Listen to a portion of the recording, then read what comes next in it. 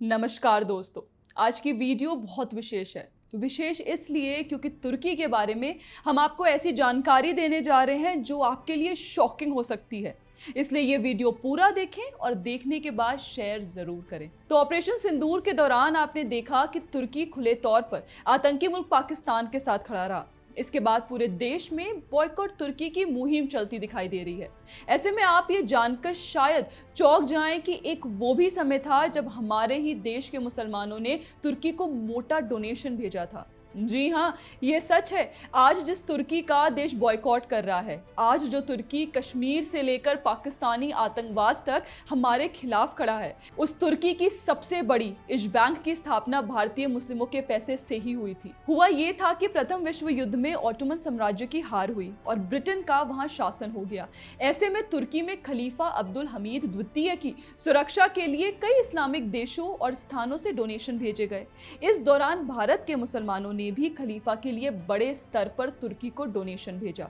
इसके लिए 1919 में मुंबई में सेंट्रल कैलिफेट कमेटी का गठन किया गया। सैयद जान मोहम्मद चौटानी इस कमेटी को लीड कर रहे थे। कमेटी में उस समय के कई बड़े मुसलमान नेता शामिल थे। याद रखिए, 1919 से 1924 का ही वो दौर था जब देश में खिलाफत आंदोलन चलाया जा रहा था। उसी आंदोलन की आड़ में मुसलमानों ने तुर्की के खलीफा के लिए बड़े स्तर पर सोना इकट्ठा किया और वहां भेजा।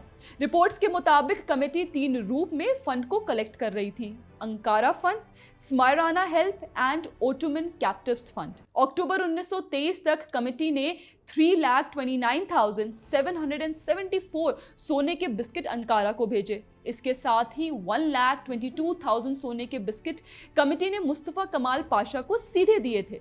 मैं जानती हूं कि आप हैरान होंगे कि भारत के मुसलमानों ने इतना सोना उस समय तुर्की को क्यों भेजा था। तो दोस्तों, इसके पीछे शायद उम्मा या फिर खलीफा का कंसेप्ट काम कर रहा होगा। क्योंकि तुर्की में खलीफा पर एक तरह से संकट था, तो खलीफा से और खलीफा के शासन से सहानुभूति रखने वाले भारतीय मुसलमानों ने बढ़ चढ़कर डोनेशन दिया। अब सवाल है कि भारत के मुसलमानों ने जो फंड भेजा उसका हुआ क्या। तो दोस्तों, 9 नवंबर 1922 को मुस्तफा कमाल पाशा ने कमेटी को धन्यवाद देने के लिए एक चिट्ठी लिखी थी। अपनी चिट्ठी में उसने कहा था कि इन पैसों का इस्तेमाल राष्ट्रीय लक्ष्यों की पूर्ति के लिए ही होगा और उसने उन पैसों के सहयोग से इश बैंक की स्थापना कर दी। इश बैंक आज तुर्की की सबसे बड़ी बैंकों में से एक है। इसके साथ ही भारतीय मुसलमानों ने जो पैसे भेजे उनका दूसरा उपयोग हिजाज रेलवे को बनाने में किया गया। तो दोस्तों, इस जानकारी से एक बात जो साफ है वो ये कि स्वतंत्रता से पहले भारतीय मुसलमानों ने जो पैसे भेजे, उन पैसों से अपने संस्थान बनाने वाला तुर्की आज भारत को ही काटने के लिए तैयार खड़ा है। ये तो सांप को दूध पिलाने वाली बात हो गई। लेकिन इससे इतर सवाल ये भी है कि क्या इसीलिए कांग्रेस पार्टी बॉयकॉट तुर्की का समर्थन करने में कांप रही थी। जैसे कि हमने कुछ दिन पहले देखा, बॉयकॉट तुर्की को लेकर पूछे गए एक सवाल के जवाब में कांग्रेस नेता जयराम रमेश और पवन खेड़ा दोनों एक दूसरे की ओर माइक बढ़ाते दिखाई दिए थे। Thank you. Sir Turkey boycott, Turkey के बॉयकॉट पे सर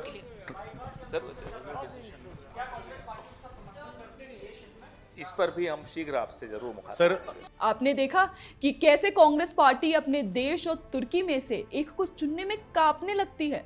इसके पीछे शायद मुस्लिम तुष्टीकरण ही सबसे बड़ा कारण है, क्योंकि कांग्रेस शायद ये बात जानती है कि भारतीय मुसलमान तुर्की के प्रति सॉफ्ट कॉर्नर रखते हैं।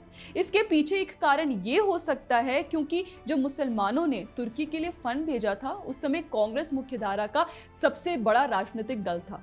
भारतीय मुसलमानों ने तुर्की को फंड दिया था, आज वही तुर्की भारत को आंखें दिखा रहा है।